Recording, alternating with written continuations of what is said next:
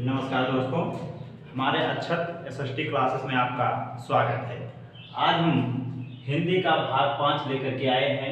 समानार्थी या पर्यायवाची शब्द और विपरीतार्थी शब्द, वाक्यांश के लिए एक शब्द जैसे दिया गया है। आज इसमें हम लोग पढ़ते हैं।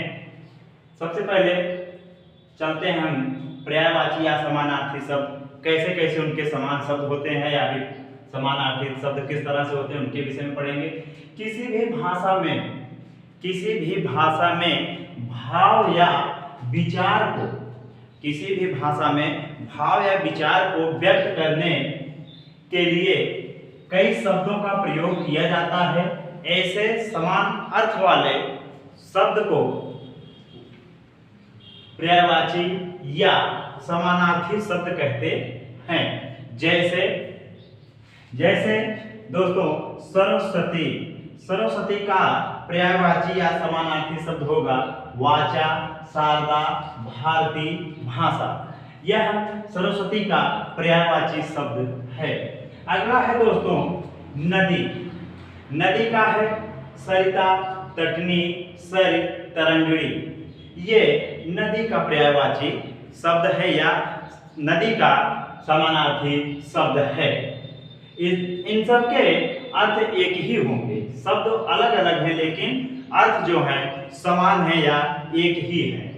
अगला है दोस्तों विपरीतार्थी या विलोम शब्द, जिसको हम उल्टा शब्द कहते हैं। विलोम उसका उल्टा, उसको देखते हैं। जो शब्द विपरीत अर्थ या भाव प्रकट करते हैं, जो शब्द विपरीत या भाव प्रकट करते हैं उन्हें विपरीतार्थी या विलोम शब्द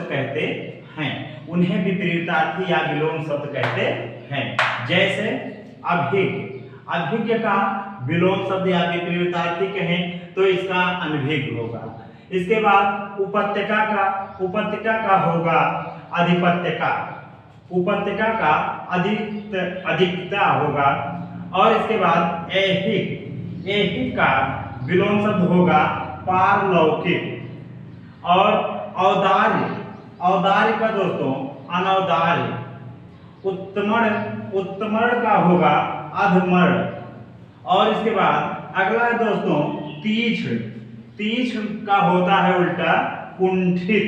बहुत बार पूछा गया क्वेश्चन अभी तक है एग्जाम में। यह तीक्ष्ण का विपरीतार्थी शब्द या विलोम शब्द क्या होगा तो दोस्तों इसका होगा कुंठित।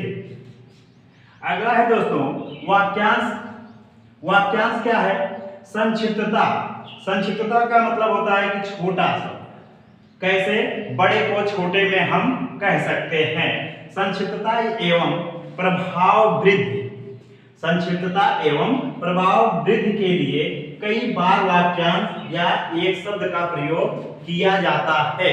किस तरह से हम एक बड़े से शब्द को छोटे शब्दों में परिवर्तित करके उसको कह सकते हैं या बोलते हैं, उसके लिए कहा गया है। अब इसमें दिया गया है अनेक शब्दों के लिए एक शब्द। इसमें है दोस्तों निंदा करने वाला दोस्तों उसका होता है निंदा।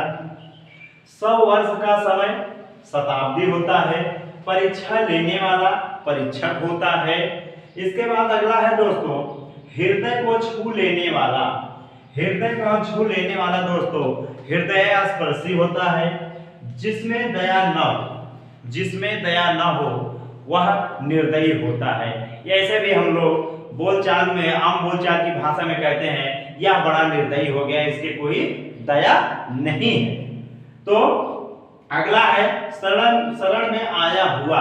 अब शरण में आया हुआ, जो भी व्यक्ति शरण में आता है उसको हम एक शब्द में कह सकते हैं शरणागत।